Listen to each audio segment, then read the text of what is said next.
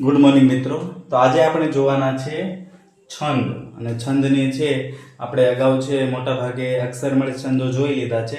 આજે જોવાના છે માત્રામેળ છંદો. હવે માત્રામેળ છંદો છે એમાં થોડું અલગ છે.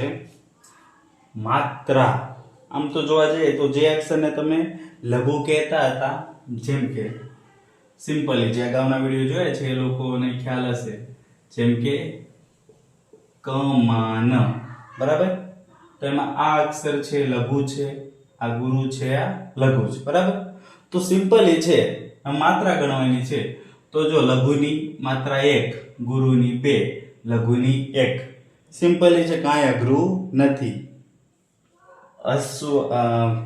રસવઈ, રસવઉ આ બધું છે એ બધાની માત્રા છે 1 છે. અને રસવઈ, રસવ ઉ, પછી કે, કઈ, કો, કૌ આ બધી માત્રાઓ છે આપણે છે એ ડબલ માત્રા અથવા 2 માત્રા ગણવાની છે. સૌથી પહેલા આપણે જોઈએ ચોપાઈ. બહુ સારો છંદ છે. આમ તો તેની અક્ષર જો સારું યાદ આવી ગયું, તમારી સાથે શેર કરવું જરૂરી છે. એક અમારા મિત્ર છે વિડીયો જોતા જોતા કહેતા, ટીચર મિત્ર મારી જેમ, કે ભાઈ સાહેબ છે એમને ભણાવતા ભણાવતા પરસેવો વળી જાય છે. તો આ પરસેવો છે એ ભણાવવાના ટેન્શનનો નથી. ઓલરેડી છે છેલ્લા 8 વર્ષથી ભણાવું જ છું, પણ આ પરસેવો છે એ શેનો છે? ઉનાળાનો છે અને બફારાનો છે. બાકી ભણાવવાનો પરસેવો છે કન્ટિન્યુ 5-6 કલાક ભણાવવાનું થાય તો પણ થાય એમ નથી. કારણ કે મારો ખુદનો ક્લાસ છે, અત્યારે ગવર્મેન્ટ સ્કૂલમાં છું અને ખુદનો ક્લાસ છે અત્યારે 55-57 વિદ્યાર્થીઓ છે 11-12માં એક ક્લાસમાં. તો એવી રીતના કોઈ ન ભણાવવા બાબતે અથવા તો કહી શકાય કે ભણાવવાના પ્રેશરને કારણે પરસેવો વળે તો એ તદ્દન ખોટું છે. ચલો, આ એક શેર કરવા જેવું લાગ્યું એટલે કહ્યું. પાછા આવી જાય આપણી મૂળ વાત ઉપર કે માત્રામેળ છંદ. તો માત્રા ગણવામાં આવે છે. તો સૌથી પહેલા જો ચોપાઈ. ચોપાઈ, ચોપાઈનો મતલબ જો ચો એટલે 4 અને પાય એટલે પાયા, જેના 4 પાયા છે એવું છંદ એટલે કે ચોપાઈ. હવે 4 પાયા શું છે? તો એના 4 ચરણ હોય છે. ચરણ એટલે શું? જુઓ, આ પહેલું ચરણ છે, આ બીજું, ત્રીજું અને ચોથું. કે જે અલ્પવિરામ આવે છે તે એક ચરણ પૂરું થાય, પછી બીજું, ત્રીજું, ચોથું, આવી રીતના 4 ચરણથી બનતું હોય એ ચોપાઈ છે. મોટા ભાગે છે ઘણાને કન્ફ્યુઝન છે. ઘણા મિત્રોએ કહ્યું પણ ખરું કે સાહેબ માત્રામેળ છે, અક્ષરમેળ છે એ શોધવા જઈએ તો 10-12 તો છંદ છે, કઈ રીતના શોધી શકાય? તો સિમ્પલી છે, ખાસ કરીને માત્રામેળ છંદ હશે તો એના મોટા ભાગે છે એનું લખાણ અથવા તો એના ચરણ મોટા હશે. મતલબ કહેવાનો મતલબ કે ઉદાહરણ છે અહીંયા જુઓ તમે કે 15-15 4 ચરણ છે. એટલે કેટલા આપણે અક્ષર સિમ્પલી ગણી લઈએ તો પણ ખબર પડી જાય કે અહીંયા છે 30-40 ની આજુબાજુ અક્ષર છે જે કોઈ છંદમાં નથી, માત્ર માત્રામેળ છંદની અંદર હશે. તો આ જોઈ લીધું. હવે આપણે છે જોઈએ કે ચોપાઈને ઓળખવાની ટેકનિક અથવા ચોપાઈને ઓળખવાના ઓળખ ચિહ્નો. તો પહેલું છે કે દરેક ચરણની માત્રા કેટલી હશે? 15. અને કેટલા ચરણ હશે? તો 4. અને છેલ્લા જેટલા પણ ચરણ છે એના છેલ્લા અક્ષરો છે એ ગુરુ હશે અને પછી છેલ્લો છે એ લઘુ હશે. ચલો આપણે જોઈ લઈએ. આમાં તો બહુ સિમ્પલ છે. પહેલામાં તો આપણે છે ય, મ, તા, રા, જે, ય ગણ, મ ગણ, સ ગણ આ બધું કરવું પડતું. અહીંયા સિમ્પલ છે, તમારે જોવાનું છે. પહેલું ચરણ છે, ચલો માત્રા ગણી લઈએ. અહીંયા માત્રા છે 2 2 2 2 2 2 2 1. કેટલી માત્રા થઈ? 7 7 2 14 14 ને 15 15 માત્રા થઈ ગઈ. અહીંયા જોઈએ 2 2 2 2 1 1 2 2 1. ખાસ કરીને જો અહીંયા પછી એવું ના કહેતા કે સાહેબ બધા ઉપર 2 આવે ને અહીંયા કેમ? તો અહીંયા છે નિયમ એ છે કે 15 માત્રા થવી જોઈએ. અને બીજો નિયમ છે 4 ચરણ હોવા જોઈએ. ત્રીજો નિયમ જુઓ કે છેલ્લા 2 અક્ષરો છે એમાં છેલ્લો અક્ષર લઘુ અને છેલ્લાની પહેલાનો અક્ષર છે ગુરુ હશે. ગુરુ એટલે કે એની માત્રા કેટલી હશે? 2 હશે. લઘુ ગુરુ તમે કહો તો પણ ચાલે. તો અહીંયા પણ કેટલી માત્રા થઈ ગઈ 15. પછી આગળ જોઈએ 2 1 1 2 2 2 1 1 2 1 3 4 6 7 8 9 11 12 13 14 અને 15 માત્રા. ઓકે.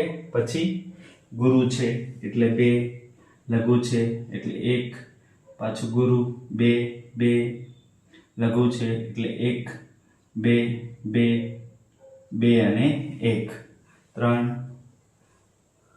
7 8 9 10 11 12 13 14 અને 15. ઓકે.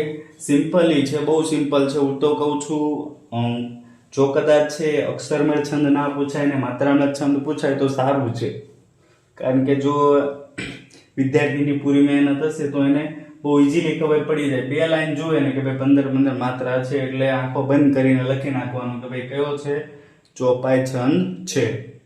ચલો બીજા છંદ ઉપર આવી જઈએ. દોહરો. દોહરો છંદ છે એની માત્રા કેટલી છે? 24. ચરણ કેટલા છે? 4. ચરણ તો 4 જ છે, બરાબર છે. હવે 24 માત્રા છે, કઈ રીતે જોઈએ આપણે? તો પહેલા અને ત્રીજા ચરણમાં 13 માત્રા આવશે. પહેલા અને ત્રીજા, ટૂંકમાં એકી છે આ પહેલું ચરણ અને આ છે ત્રીજું ચરણ. એ બંનેમાં કેટલી માત્રા હશે? 13. અને બીજા અને ચોથા ચરણમાં છે કેટલી માત્રા હશે? 11. બરાબર છે, જોઈ લઈએ. ચલો 1 1 2 1 2 1 2 1 2 4 5 6 7 8 9 10 11 12 13 અને સોરી અહીંયા છે એક છે અશ્વ છે. 4 5 6 7 8 9 10 11 12 અને 13 થઈ ગઈ.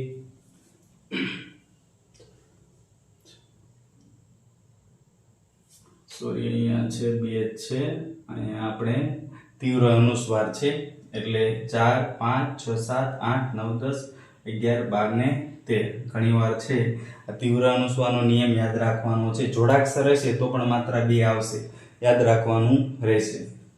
ચલો પછી 1 1 તીવ્ર અનુસ્વાર, 2 1 લઘુ, 1 2 2 અને 1. ચલો આમાં છે કેટલી માત્રા થવી જોઈએ? બીજો છે એટલે 11 માત્રા થવી જોઈએ, બરાબર છે. 4 4 2 8 9 10 અને 11. ઓકે. પછી ત્રીજું છે, ત્રીજા ચરણમાં કેટલી માત્રા હોય? 13. તો 2 1 2 1 1 1 2 1 2 5 6 7 8 9 10 11 12 13. પછી લાસ્ટ ચોથું ચરણ છે, કેટલી માત્રા થવી જોઈએ? 11. તો 2 2 2 1 1 2 1 6 7 8 9 10 11. છે ને સિમ્પલ? હું તો કહું છું કે અક્ષરમેળ કરતા છે માત્રામેળ છંદો છે બહુ સરસ છે, તમને પણ ગમી જાય એવા છે. એટલે આપણે જો સીધું છે ચોપાઈ એટલે 4 ચરણ, દરેકમાં 15 15 ની માત્રા, અને છેલ્લા દરેક ચરણની અંદર છેલ્લો અક્ષર લઘુ અને છેલ્લાની પહેલાનો અક્ષર ગુરુ એટલે ગુરુ લઘુ. પછી દોહરામાં પણ આપણે જોઈ લે, એકવાર રિપીટેશન કરી લે. માત્રા 24, બરાબર છે. 4 ચરણ, પહેલા અને ત્રીજા ચરણમાં 13 માત્રા આવશે, બીજા અને ચોથા ચરણમાં છે 11 માત્રા આવશે.